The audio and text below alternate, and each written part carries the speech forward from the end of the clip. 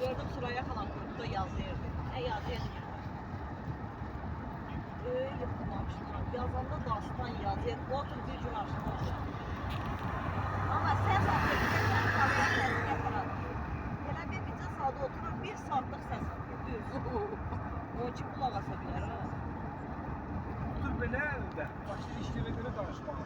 Bir saat. Ona elə gələcək o söz. Valla o mağazada axısına. Onların təqvalıqlar bir başına bir daha. Kulağına bəlkə qoyursan çatır. Samirə səs atır. Samirənin bir səsin başından qulaq asa ilə bir axırına şey olur. Ben de deyirəm. Nə var ya? Sən satmadan da deyirəm. Mən səs atmamışım demək istəyirəm. Yox, sən qoydusan, mən səs atmamışım. Samirə də daha telefona danışanda qurtarmır. Mən də yoxlarım qarayla telefona danışamıyorum. Bu da yerdə danışır. Mamam da qısa danışır bəlkə. İndi o günü Romanın ikilərini fırlatır.